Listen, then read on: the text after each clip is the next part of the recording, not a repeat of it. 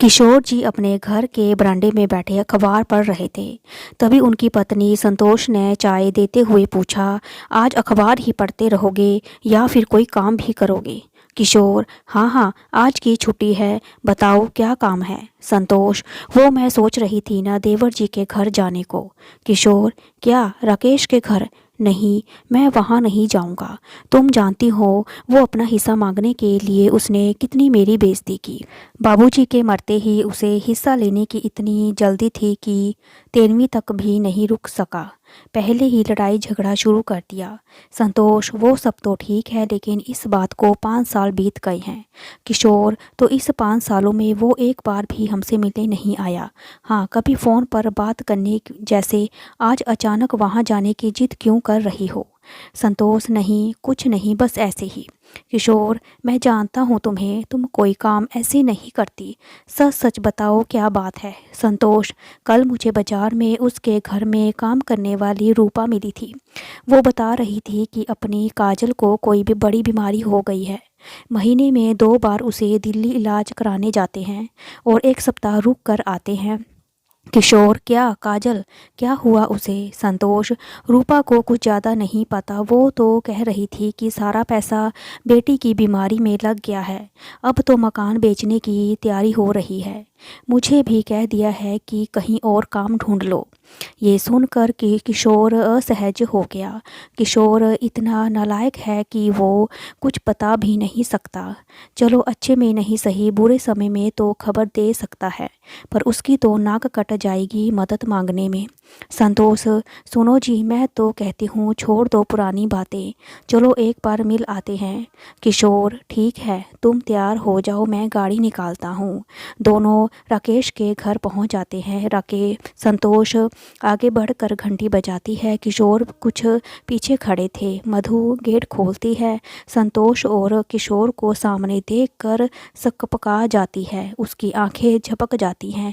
एक टक देखने के बाद मधु, दीदी आप कहकर गले लग जाती है और रोने लगती है। संतोष, अरे रो क्यों रही हो, देख तेरे भैया भी आए हैं। मधु अपने आप को संभालते हुए किशोर जी के पैर छूती है, दोनों को अंदर लेकर आती है। अंदर आते ही दोनों तंग रह जाते हैं। घर का आधे से भी ज़्यादा सामान गायब था। ड्राइंग रूम में जहां शानदार सोफ़ा पड़ा रहता था, वहां 2 प्लास्टिक की कुर्सियां पड़ी हैं। दोनों बैठ जाते हैं और किशोर, राकेश कहाँ है? मधु, जी वो काम पे गए हैं, मैं अभी फ़ोन करती हूँ, आ जाएंगे। मधु जल्दी से दोनों के लिए पानी लाती है और किचन में जाकर चाय चढ़ा देती है। संतोष उसके पीछे पीछे किचन में पहुँच जाती है। किचन का हाल देखकर उसे बहुत बुरा लगता है। बड़ा सा फ्रिज, माइक्रोवेव सब गायब था। संतोष, काजल कहाँ है? क्या हुआ उसे? मैंने सुना है उसकी तबीयत ठीक नहीं है। अब मधु के सब्र का बांध टूट जाता है। वो फूट फूट कर रोने लगी। मधु, दीदी काजल को कैंसर हो गया है, ना जाने हमारे कौन से कर्मों की सजा हमें मिल रही है। दिल्ली से इलाज चल रहा है, सारी जमा पूंजी लगा चुके हैं, घर का सामान भी बेचकर उसका इलाज करा रहे हैं। अब सोच रहे हैं कि इस मकान को बेचकर दिल्ली में कहीं किराए पर चले जाएं। संतोष की आंखों से भी आंसू बह निकले थे। संतोष, इतना सब कुछ हो गया और हमें बता भी नहीं सकती, इतना पराया कर दिया तुम लोगों ने हमें। मधु, नहीं दीदी, मैंने तो कई बार इनसे कहा, लेकिन ये बोले क्या मुंह लेकर जाऊंगा बड़े भैया के पास। मैंने तो पहले ही उनकी इतनी ज़्यादा बेइज्जती कर चुका हूँ। संतोष, अब घर वाले हैं, कोई रिश्तेदार नहीं, अच्छे में नहीं सही, बुरे वक्त में तो इकट्ठे हो सकते हैं। चिंता मत कर, सब ठीक हो जाएगा। मधु आंसू पोंछकर चाय बनाने लगी, तभी गेट की घंटी बजी। मधु ने गेट खोला और राकेश ने अंदर आकर किशोर के पैर छुए। उसे देखकर किशोर जी अंदर तक हिल गए। राकेश, जिसके चेहरे से हमेशा तेज टपकता था और रौबदार भरा हुआ चेहरा, शानदार कपड़े पहने बुलेट पर घूमने वाला उसका भाई आज उसे पहचानने मुश्किल हो गया था। पीला पड़ा चेहरा, गाल अंदर घुसे हुए, बालों में सफ़ेदी झलकने लगी थी। और किशोर, ये क्या हाल बना रखा है? इतना कुछ हो गया और मुझे बता भी नहीं सकता। राकेश बिना कुछ बोले अपराधी की तरह नीचे सिर झुकाए खड़ा था। उसकी आंखें नम थी, कुछ नहीं बोला। संतोष, देवरानी, आपने तो हमें पराया ही कर दिया। ऐसे भी क्या नाराज़गी? राकेश ने भाभी के पैर छुए और बोला, राकेश, नहीं भाभी, ऐसी बात नहीं है। हिम्मत नहीं पड़ रही थी आप लोगों के सामने जाने की। जो मैंने आपके साथ किया शायद उसी की सज़ा हमें मिल रही है। किशोर, नालायक, हमेशा उल्टी बातें ही करता है। बचपन में तो हर बात अपने भाई से शेयर करता था और आज क्या हो गया? राकेश फूट फूट कर रोने लगा और किशोर के गले लग गया। किशोर जी की भी आंखें नम हो गई थी। किशोर और संतोष और मधु भी रोने लगी। किशोर, चल कोई बात नहीं, ये बता काजल कहाँ है? मधु, भैया अंदर के कमरे में दवा खाकर सो गई है, मैं अभी जगाती हूँ उसे। संतोष, नहीं, आराम करने दो उसे, वैसे डॉक्टर क्या कहते हैं? राकेश, पता नहीं भाभी, लंबा इलाज चलेगा। किशोर, चिंता मत कर, मैं देखता हूँ, तू उसकी सारी रिपोर्ट की कॉपी मुझे दे। संतोष, ये मकान बेच कर दिल्ली जाने की सोच रहे हो? किशोर, नहीं, मकान नहीं बिकेगा, मैं सब संभाल लूँगा, तेरा दिल्ली में रहने का इंतज़ाम भी मैं कर दूँगा। राकेश, भैया मुझे माफ़ कर दीजिए, मैंने आपके साथ बहुत गलत किया। किशोर, वो तो तू हमेशा करता है, बचपन में भी शरारत तू करता था और मार मुझे पड़ती थी। ये कहकर किशोर हंसने लगा। किशोर, अब भी मैं तुझे बचा लूँगा। तभी मधु चाय लेकर आई और सब ने मिलकर चाय पी।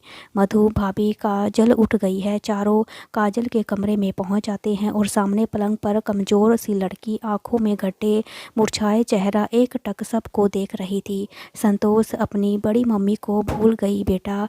काजल को संतोष ने गले लगा लिया। और किशोर, मेरा शेर बच्चा कैसे बकरी बन गया? ताया जी के साथ रहता तो कभी बकरी नहीं बनता। तेरा बाप तुझे खाने को नहीं देता क्या? काजल, आप मुझसे मिलने नहीं आए, आपकी चॉकलेट नहीं मिली इसलिए कमज़ोर हो गई। किशोर, तू ठीक हो जा, फिर तुझे हम अपने घर ले जाएंगे। सबसे मिलकर दोनों घर की ओर चल दिए। घर पहुंचकर किशोर भी गहरी चिंता में डूब गया। किशोर काजल की रिपोर्ट लेकर अपने डॉक्टर से बात करता है। वो उन्हें एक स्पेशलिस्ट से मिलवाते हैं और एक सप्ताह बाद वो दोनों राकेश के घर पहुंच जाते हैं। किशोर, सुन, मैंने सारा इंतज़ाम कर दिया है। काजल का इलाज दिल्ली के सबसे बड़े अस्पताल में होगा। भगवान ने चाहा तो जल्द ही जल्द वो ठीक हो जाएगी। सरकारी अस्पताल के भरोसे कुछ नहीं हो पाएगा। राकेश, लेकिन भैया उसमें तो बहुत ज़्यादा खर्चा आएगा। किशोर एक बैग उसके आगे सरका देता है। किशोर, ये 50 लाख हैं, मैंने गांव की ज़मीन बेच दी है। राकेश और मधु की आंखों में टप टप आंसू बह रहे थे। राकेश, भैया ये आपने क्या किया? मैं तो अपना हिस्सा पहले ही बेच चुका हूँ, अब आपने भी अपना हिस्सा बेच दिया। किशोर, जब बात अपने बच्चों की हो तो सब कुछ फीका लगता है। तू जाने की तैयारी कर और मैंने वहाँ तेरे रहने का सब इंतज़ाम कर दिया है। ये 50 लाख अगर कम पड़े तो घबराना नहीं, मेरे पर कुछ सेविंग है मेरे पास। 6 महीने के इलाज के बाद काजल पूरी तरह ठीक हो जाती है। आज काजल घर आ रही है। किशोर और संतोष ने पूरा घर फूलों से सजाया। काजल जैसे ही घर आई उसका जोरदार स्वागत किया गया। राकेश और मधु जैसे ही घर के अंदर आए वो चौंक गए। पूरा घर बिल्कुल नया लग रहा था, जैसे अभी अभी पेंट किया गया हो। नए सोफे, किचन में बड़ा फ्रिज था, सब पहले जैसा था। राकेश रोते हुए अपने भाई के गले लग गया। किशोर, मैंने कहा था ना सब ठीक हो जाएगा। मधु, भाभी आपने ये सब क्यों कर दिया? आपका कर्ज हम कैसे चुकाएंगे? संतोष, पागल, घर वालों पर कोई कर्ज नहीं होता, हमारे रहते तू कष्ट उठाए ये भी तो सही नहीं है। सब ने मिलकर काजल से केक कटवाया, तभी वहाँ रूपा आ गई। संतोष, इसे मैंने बुलाया है, ये यहाँ काम करेगी, चिंता मत कर, इसके पगार भी मैं दे दूँगी। राकेश, नहीं भाभी, अब मैं पूरे जोश से काम करूँगा, सब संभाल लूँगा। किशोर और संतोष उससे विदा लेकर अपने घर की ओर चल दिए और अपना सब कुछ लुटाकर अपना परिवार पाल लेने पर खुद को बहुत ही ज़्यादा अच्छा महसूस कर रहे थे। अगर आपको मेरी कहानी अच्छी लगी तो लाइक करें, शेयर करें, सब्सक्राइब करें। मेरी ये वीडियो देखने के लिए थैंक यू सो मच।